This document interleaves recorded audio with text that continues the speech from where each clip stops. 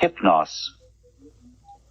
Apropos of sleep, that sinister adventure of all our nights, we may say that men go to bed daily with an audacity that would be incomprehensible if we did not know that it is the result of ignorance of the danger.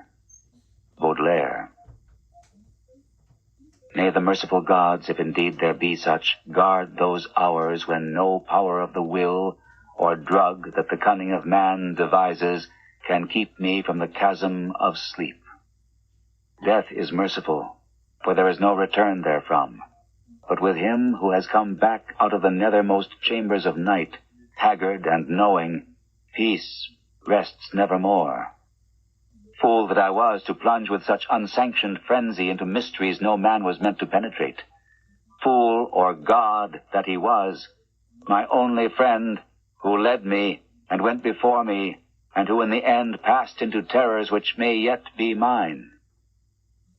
We met, I recall, in a railway station, for he was the center of a crowd of the vulgarly curious.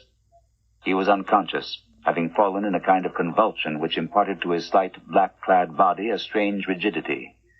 I think he was then approaching 40 years of age, for there were deep lines in the face, wan and hollow-cheeked, but oval and actually beautiful, and touches of gray in the thick, waving hair and small, full beard, which had once been of the deepest raven black. His brow was white as the marble of Pentelicus, and of a height and breadth almost godlike.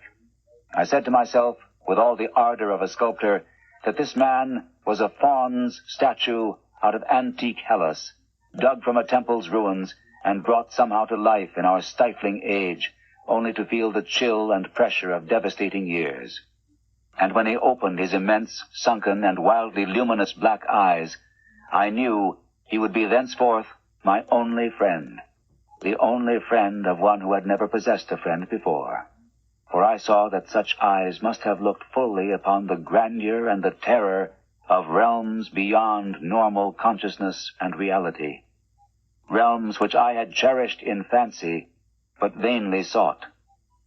So as I drove the crowd away, I told him he must come home with me and be my teacher and leader in unfathomed mysteries, and he assented without speaking a word. Afterward, I found that his voice was music, the music of deep viols and of crystalline spheres. We talked often in the night, and in the day, when I chiseled busts of him and carved miniature heads in ivory to immortalize his different expressions. Of our studies, it is impossible to speak, since they held so slight a connection with anything of the world as living men conceive it. They were of that vaster and more appalling universe of dim entity and consciousness which lies deeper than matter, time, and space, and whose existence we suspect only in certain forms of sleep, those rare dreams beyond dreams which come never to common men, and but once or twice in the lifetime of imaginative men. The cosmos of our waking knowledge, born from such an universe as a bubble is born from the pipe of a jester, touches it only as such a bubble may touch its sardonic source when sucked back by the jester's whim. Men of learning suspect it little, and ignore it mostly. Wise men have interpreted dreams, and the gods have laughed. One man with oriental eyes has said that all time and space are relative, and men have laughed. But even that man with oriental eyes has done no more than suspect. I had wished and tried to do more than suspect, and my friend had tried and partly succeeded. Then we both tried together, and with exotic drugs courted terrible and forbidden dreams in the tower studio chamber of the old manor house in hoary Kent.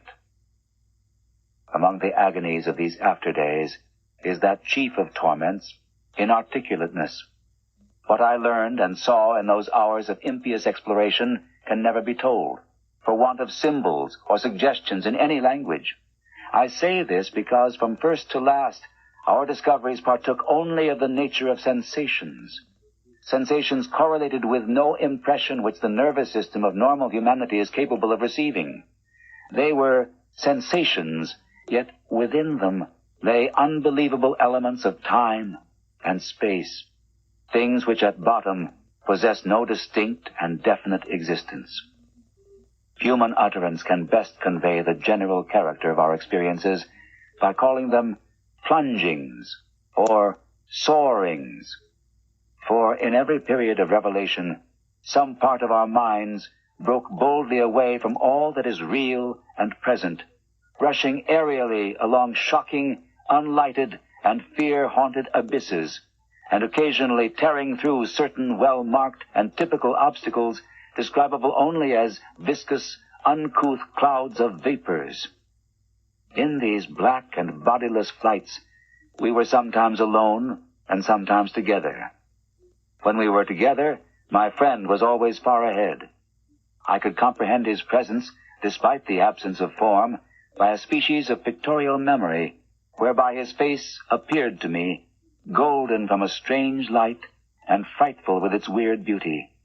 Its anomalously youthful cheeks, its burning eyes, its Olympian brow, and its shadowing hair and growth of beard. Of the progress of time we kept no record, for time had become to us the merest illusion. I know only that there must have been something very singular involved, since we came at length to marvel why we did not grow old. Our discourse was unholy, and always hideously ambitious. No god or demon could have aspired to discoveries and conquests like those which we planned in whispers. I shiver as I speak of them, and dare not be explicit, though I will say that my friend once wrote on paper a wish which he dared not utter with his tongue, and which made me burn the paper and look affrightedly out of the window at the spangled night sky. I will hint, only hint, that he had designs which involved the rulership of the visible universe and more. Designs whereby the earth and the stars would move at his command, and the destinies of all living things be his. I affirm, I swear, that I had no share in these extreme aspirations.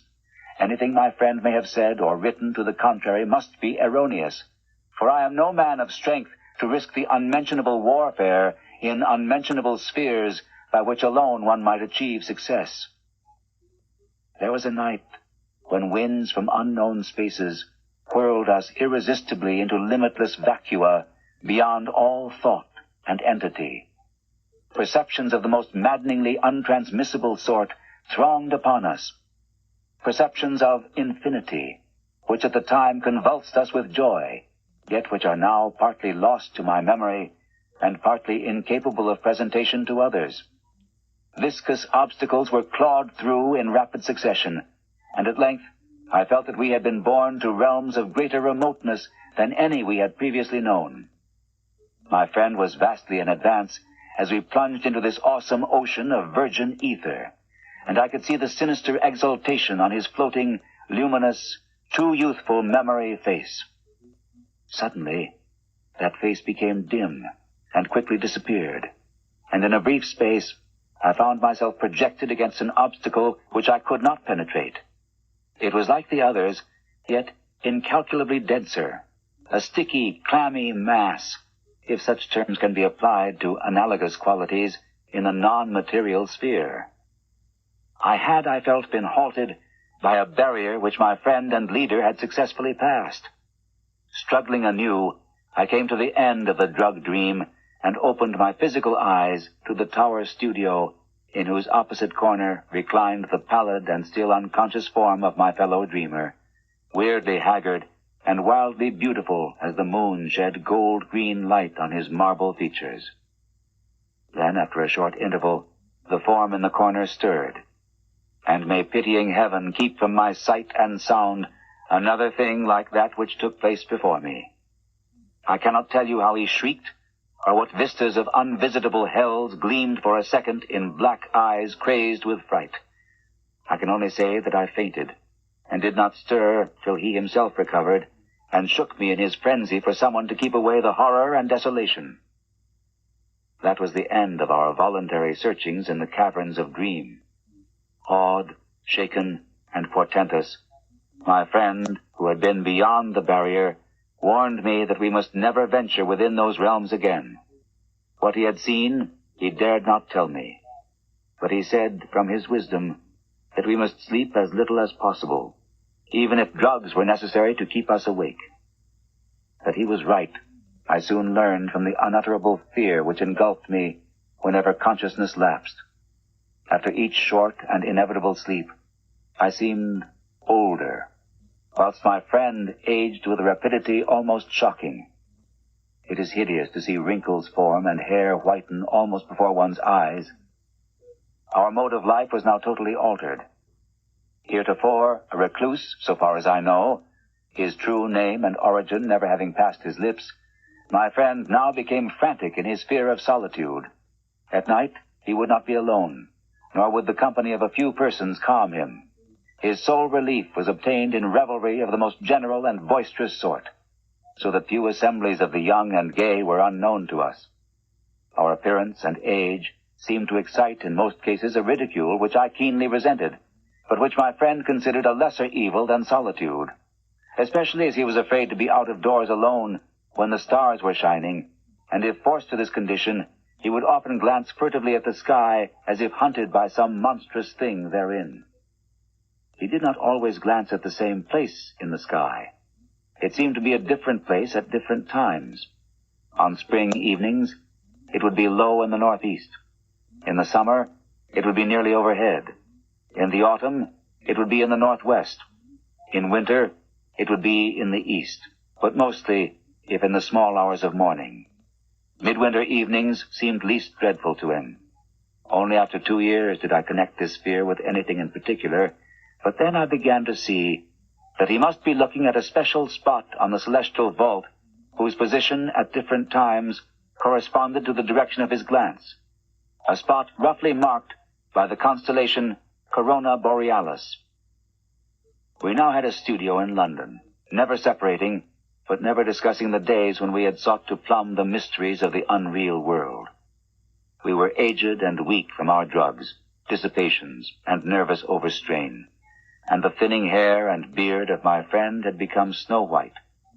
Our freedom from long sleep was surprising, for seldom did we succumb more than an hour or two at a time to the shadow which had now grown so frightful a menace. Then came one January of fog and rain, when money ran low and drugs were hard to buy. My statues and ivory heads were all sold, and I had no means to purchase new materials, or energy to fashion them, even had I possessed them. We suffered terribly, and on a certain night, my friend sank into a deep-breathing sleep, from which I could not awaken him.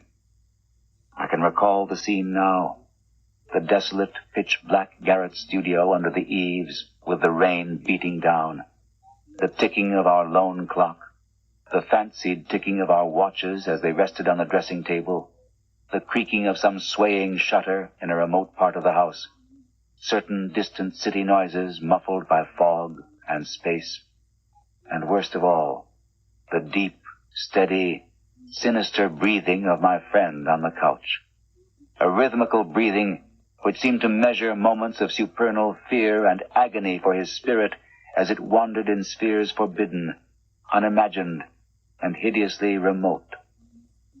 The tension of my vigil became oppressive, and a wild train of trivial impressions and associations thronged through my almost unhinged mind. I heard a clock strike somewhere, not ours, for that was not a striking clock, and my morbid fancy found in this a new starting point for idle wanderings. Clocks, time, space, infinity, and then my fancy reverted to the locale as I reflected that even now, beyond the roof and the fog and the rain and the atmosphere, Corona Borealis was rising in the northeast. Corona Borealis, which my friend had appeared to dread, and whose scintillant semicircle of stars must even now be glowing unseen through the measureless abysses of ether. All at once, my feverishly sensitive ears seemed to detect a new and wholly distinct component in the soft medley of drug-magnified sounds, a low and damnably insistent whine from very far away, droning, clamoring, mocking, calling from the northeast. But it was not that distant whine which robbed me of my faculties, and set upon my soul such a seal of fright as may never in life be removed. Not that which drew the shrieks and excited the convulsions which caused lodgers and police to break down the door. It was not what I heard, but what I saw. For in that dark, locked, shuttered, and curtained room, there appeared from the black northeast corner a shaft of horrible red-gold light, a shaft which bore with it no glow to disperse the darkness, but which streamed only upon the recumbent head of the troubled sleeper, bringing out in hideous duplication the luminous and strangely youthful memory face as I had known it in dreams of abysmal space and unshackled time, when my friend had pushed beyond the barrier to those secret, innermost, and forbidden caverns of nightmare. And as I looked, I beheld the head rise, the black, liquid, and deep-sunken eyes open in terror, and the thin, shadowed lips part as if for a scream too frightful to be uttered. There dwelt in that ghastly and inflexible face, as it shone, bodiless, luminous, and rejuvenated in the blackness, more of stark, teeming, brain-shattering fear than all the rest of heaven and earth has ever revealed to me. No word was spoken amidst the distant sound that grew nearer and nearer, but as I followed the memory face's mad stare along that cursed shaft of light to its source, the source whence also the whining came, I too saw for an instant what it saw, and fell with ringing ears in that fit of shrieking and epilepsy which brought the lodgers and the police.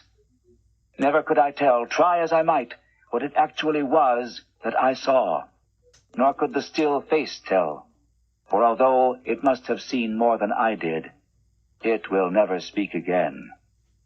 But always I shall guard against the mocking and insatiate Hypnos, lord of sleep, against the night sky, and against the mad ambitions of knowledge and philosophy. Just what happened is unknown, for not only was my own mind unseated by the strange and hideous thing, but others were tainted with a forgetfulness which can mean nothing if not madness. They have said, I know not for what reason, that I never had a friend, but that art, philosophy, and insanity had filled all my tragic life. The lodgers and police on that night soothed me, and the doctor administered something to quiet me, nor did anyone see what a nightmare event had taken place.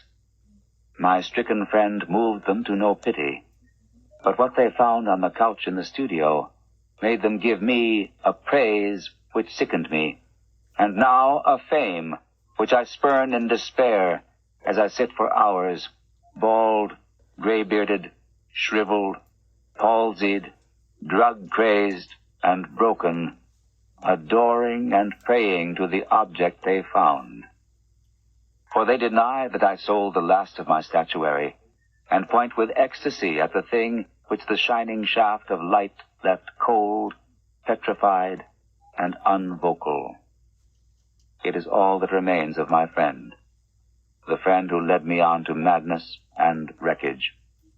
A godlike head of such marble as only old Hellas could yield, young with the youth that is outside time, and with beauteous bearded face, curved smiling lips, Olympian brow, and dense locks waving and poppy crowned.